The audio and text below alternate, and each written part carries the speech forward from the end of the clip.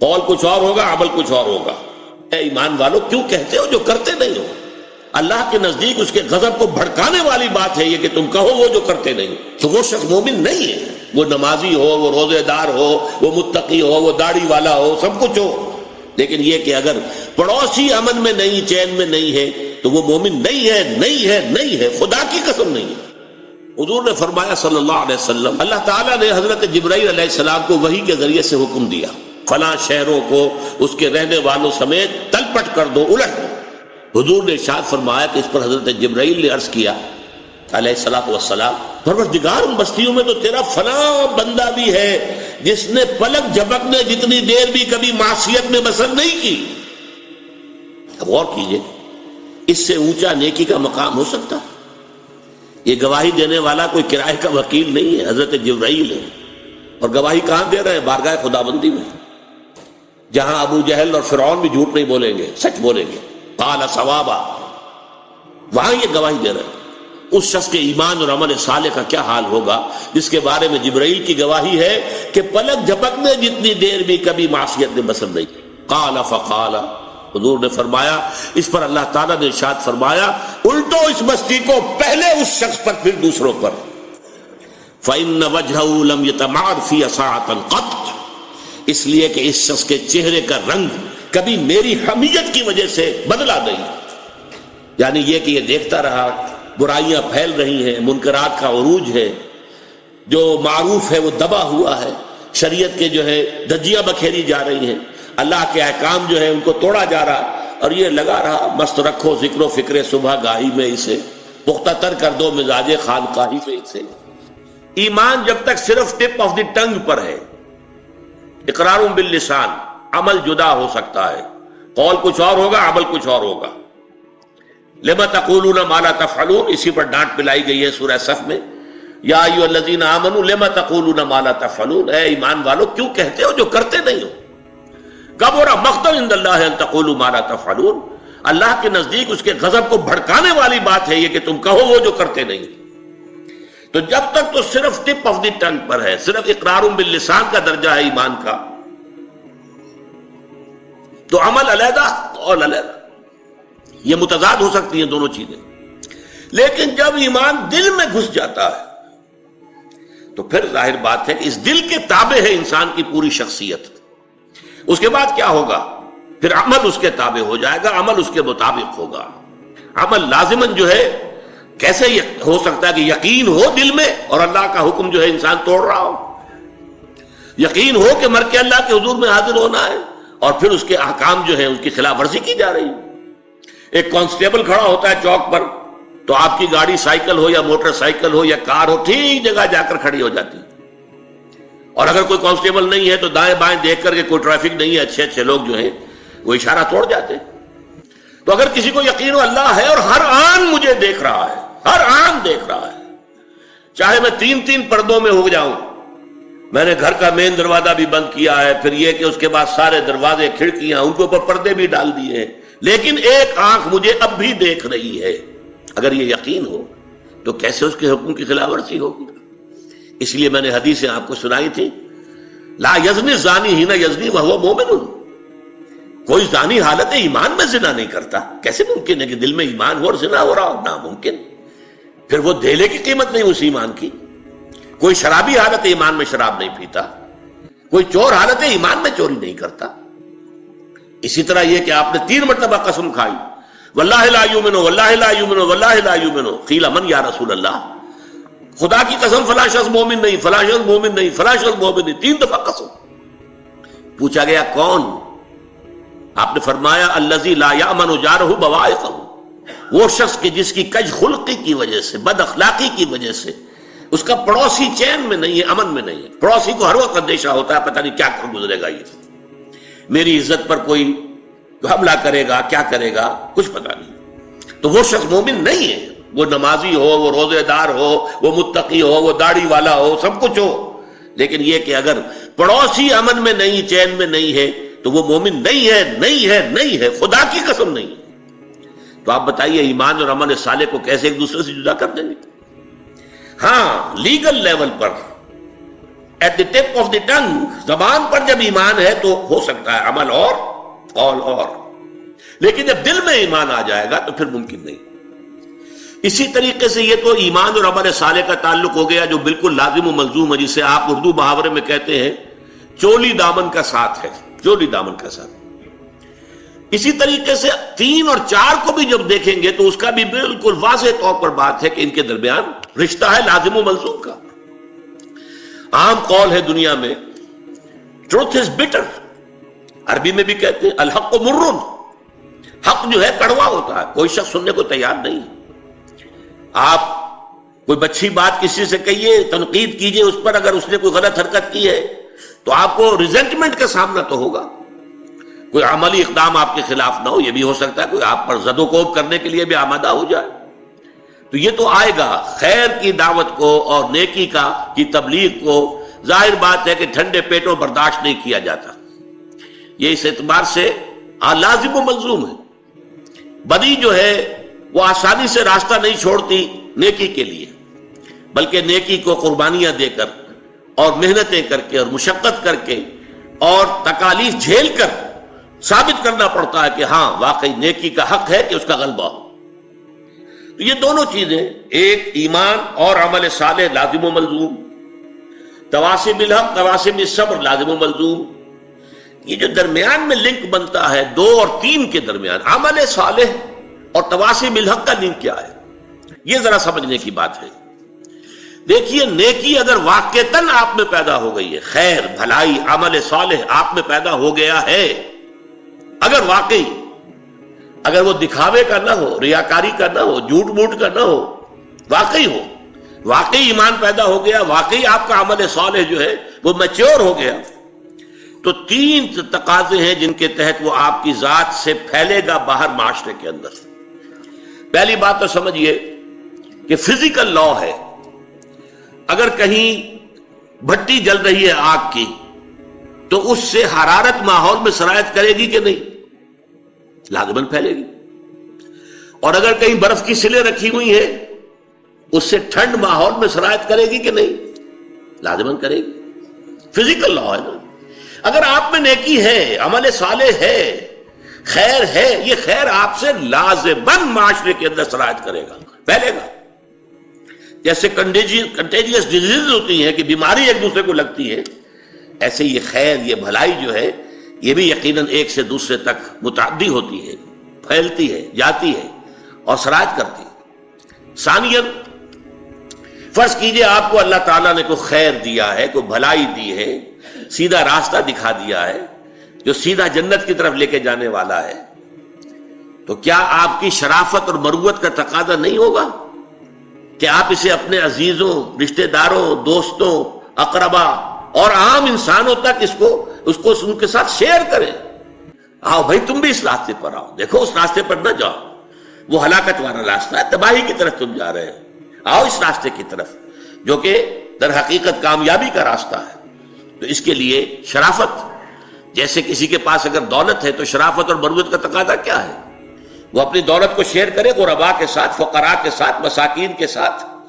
تو اس کو شیئر نہیں کرتا تو بخیل ہے، پھر وہ کوئی صاحب کردار آدمی نہیں ہے، شرافت اور مروت سے اس کا کوئی حصہ نہیں ملا ہے۔ اسی طریقے سے خیر ملا ہے، ہدایت ملی ہے، نیکی ملی ہے، وہ جو خیر کا راستہ ہے، کامیابی کا راستہ ہے، اس کی معرفت حاصل ہو گئی ہے، اس کا علم حاصل ہو گیا ہے، تو اس کو شیئر کرنا یہ شرافت اور مروت کا تقاضا ہے۔ نمبر 3، اگر حق کو آپ دیکھتے ہیں کہ وہ مغلوب ہے، حق پامال ہے، باطل کا غلغلہ ہے، باطل جو ہے ڈنکا بجا رہا ہے اور حق جو ہے پامال ہو رہا ہے، قدموں تلے کچلا جا رہا ہے، تو اب یہ آپ کی شرافت کے، آپ کی حمیت اور آپ کی غیرت کا تقاضا یہ ہے، حمیت اور غیرت، کہ آپ حق کا ساتھ دیں، حق کا بول بالا کرنے کی کوشش کریں، آپ اس کے لیے تن من دھن کی بازی لگا دیں۔ اگر یہ نہیں ہے تو آپ میں پھر غیرت نہیں ہے، پھر حمیت نہیں، حمیت حق، غیرت حق جو ہے اس کا تقاضا ہے۔ اس اعتبار سے میں نے آپ کے سامنے رکھا کہ یہ چاروں چیزیں ایک دوسرے کا منطقی نتیجہ ہیں، اور اسی لیے میں نے اس کو جو نام دیا ہے کہ یہ در حقیقت صراط مستقیم کے سنگ ہائے میل ہے۔ آپ کہیں جا رہے ہیں تو راستے میں آپ دیکھتے ہیں کہ مائی سٹونز لگے ہوئے ہیں، معلوم ہو گیا کہ فلاں جگہ اب اتنے میل رہ گئی ہے، اب اتنی دور اور ہے، اتنی دور اور ہے، یہ مائی سٹونز ہیں۔ اس سے آپ کو معلوم ہوتا ہے کہ آپ سیدھے راستے پر ہیں، آپ کہیں کوئی غلط موڑ نہیں مڑ آئے ہیں، واقعی یہ اسی رخ پر جا رہا ہے راستہ کہ جو آپ کی منزل ہے۔ اسی طریقے سے صراط مستقیم جس کی کہ ہم اللہ سے استدعا کرتے ہیں نماز کی حرکت میں، اہدنا الصراط المستقیم صراط الذین انعمت علیہم غیر المغضوب علیہم ولا الضالین، اس صراط المستقیم کے یہ 4 سنگھائے میل ہیں۔ پہلا ہے ایمان، قلبی ایمان، دلی یقین والا ایمان، پرسنل کنوکشن والا ایمان۔ دوسرا ہے نیک عمل، اچھے اعمال، بھلائیاں، خوش خلقی، لوگوں کی خدمت خلق، اللہ کے احکام پر عمل، عبادات کو بجا لانا بہتر سے بہتر انداز میں، جو حقوق جس کے شریعت نے معین کیے ہیں وہ سارے حقوق ادا کرنا، پڑوسی کا حق ہے، والدین کے حقوق ہیں، اولاد کے حقوق ہیں، وہ سارے حقوق ادا کریں۔ تیسرا یہ ہے کہ پھر حق کے علمبردار بن کر کھڑے ہو جائیں، اور یہ کہ خیر کی دعوت دیں، لوگوں کو اللہ کے دین کی طرف بلائیں، نیکی کا حکم دیں، بدی سے روکیں۔ یہ سنگھائے میل ہیں۔ اگر ایمان آپ سمجھتے ہیں کہ آپ کو حاصل ہو گیا، نیک عمل نہیں ہو رہا، تو سمجھ لیجئے کہ غلط موڑ مڑ گئے آپ ایمان کے بارے میں دھوکے میں آ گئے، ایمان ابھی آپ کو حاصل نہیں ہوا۔ اگر ایمان حقیقی ہوتا تو عمل صالح لازماً ہوتا۔ اسی طریقے سے اگر آپ سمجھتے ہیں کہ میں نیک بن گیا، میں نے نیک اعمال اختیار کر لیے، میں نے نیکی جو ہے اور اعمال صالحہ کی تحصیل کر لی ہے، لیکن اس سے اگلا مرحلہ نہیں آتا، دعوت کا مرحلہ نہیں آتا، امر بالمعروف نہی عن المنکر کا مرحلہ نہیں آتا، خیر کی وصیت اور نصیحت کا مرحلہ نہیں آتا، تو سمجھ لیجئے کہ آپ کا اپنا اخلاق جو ہے کہیں اس کو گھن لگ گیا۔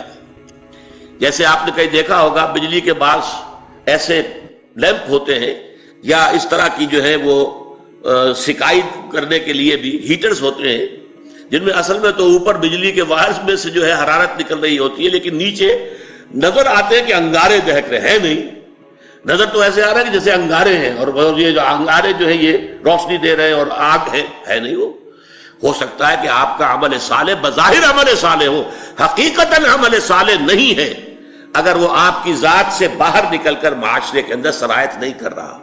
اگر اس نے دعوت الی الخیر، اس نے دعوت الی سبیل رب، اس نے امر بالمعروف نہی عن المنکر کا اگر، اور حق کی حمیت، حق کی حمایت، حق کا بول بالا کرنے کے لیے تن من دھن لگا دینا، اگر یہ مرحلہ نہیں آیا تو گویا کہ آپ کا عمل صالح بھی دھوکہ ہے، فریب ہے، حقیقت نہیں۔ دیکھنے میں آگ ہے، حقیقت میں آگ نہیں۔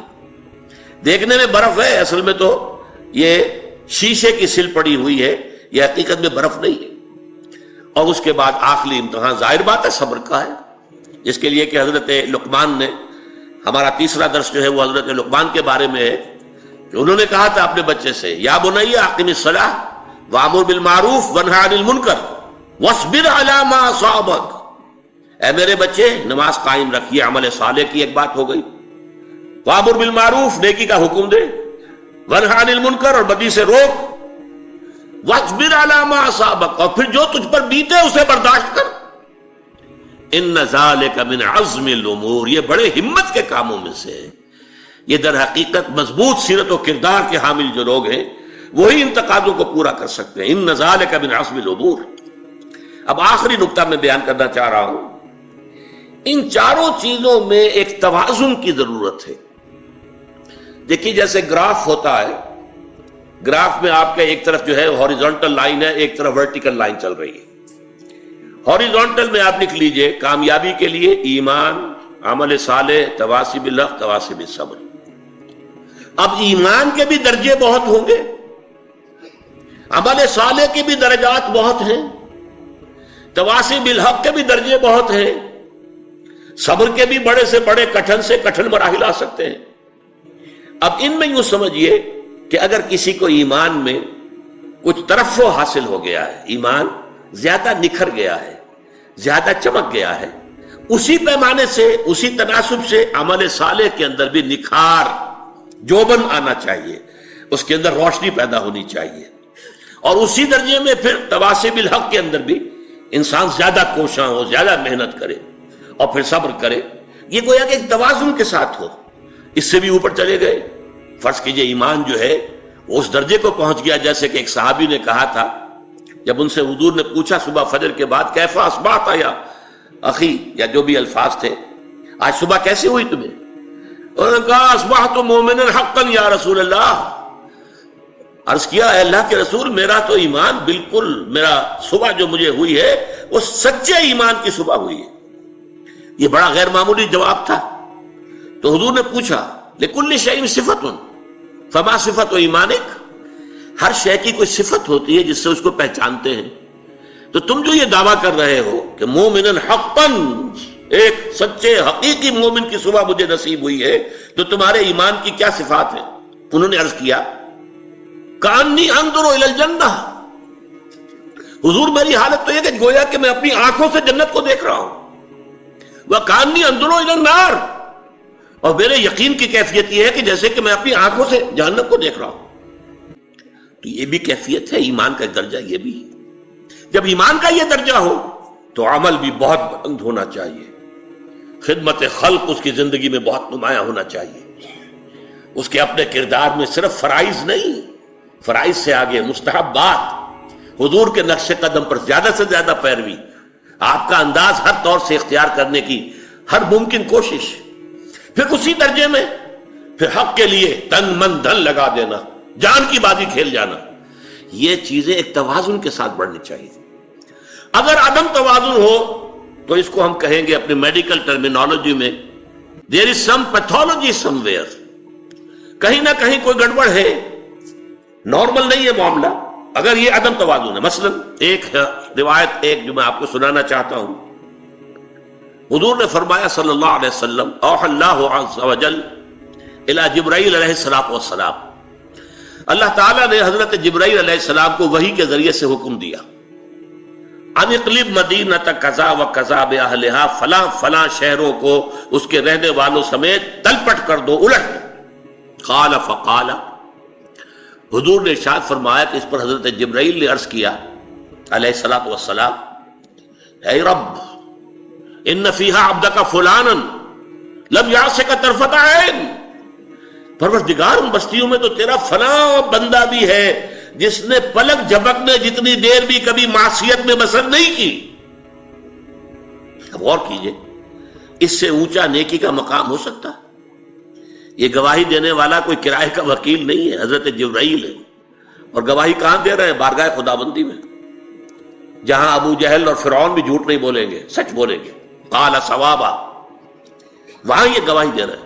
اس شخص کے ایمان اور عمل صالح کا کیا حال ہوگا جس کے بارے میں جبرائیل کی گواہی ہے کہ پلک جھپکنے جتنی دیر بھی کبھی معصیت نے بسر نہیں کی۔ قال فقال، حضور نے فرمایا، اس پر اللہ تعالیٰ نے ارشاد فرمایا اقلبها علیہ وعلیہم، الٹو اس بستی کو پہلے اس شخص پر پھر دوسروں پر، فإن وجهه لم يتمعر في ساعة قط، اس لیے کہ اس شخص کے چہرے کا رنگ کبھی میری حمیت کی وجہ سے بدلا نہیں، یعنی یہ کہ یہ دیکھتا رہا برائیاں پھیل رہی ہیں، منکرات کا عروج ہے، جو معروف ہے وہ دبا ہوا ہے، شریعت کے جو ہے دھجیاں بکھیری جا رہی ہیں، اللہ کے احکام جو ہے ان کو توڑا جا رہا، اور یہ لگا رہا مست رکھو ذکر و فکر صبح گاہی میں اسے، پختہ تر کر دو مزاج خانقاہی میں اسے۔ اس نے باطل کا مقابلہ نہیں کیا، اس نے حق کی حمیت میں کھڑے ہو کر اور لوگوں کو جو ہے حق کی دعوت نہیں دی، اور ان کی طرف سے کوئی جو ریزنمنٹ تھی اس کو برداشت نہیں کیا، یہ زیادہ بڑا مجرم ہے۔ اقلبها علیہ وعلیہم، الٹو ان بستیوں کو پہلے اس پر پھر دوسروں، یہ ہے عدم توازن۔ اس کی دوسری انتہا کیا ہوگی؟ فرض کیجئے ایک شخص ہے، وہ اقامت دین کے لیے جد و جہد کر رہا ہے، تن من دھن صبح شام لگا ہوا ہے، یہ اونچا ترین مرحلہ ہے، یہ تواصی بالحق کی بلند ترین منزل ہے، لیکن دوسری طرف حال کیا ہے؟ ایمان بس صرف سرسری سا حاصل ہے، وہ یقین والے ایمان کی طرف کبھی دلچسپی نہیں ہوئی، توجہ ہی نہیں ہوئی، اور یہ کہ اعمال میں نماز بھی بڑی مشکل سے مارے بھاگے کو پڑھی جا رہی ہے۔ اگر یہ صورتحال ہے تو یہ عدم توازن کی برعکس کیفیت ہو۔ ان چاروں چیزوں میں توازن ہونا چاہیے۔ والعصر ان الانسان لفی خسر الا الذین آمنوا وعملوا الصالحات وتواصوا بالحق وتواصوا بالصبر، صدق اللہ العظیم۔ اللہم ربنا اجعلنا من عبادک الذین آمنوا وعملوا الصالحات وتواصوا بالحق وتواصوا بالصبر آمین یا رب العالمین۔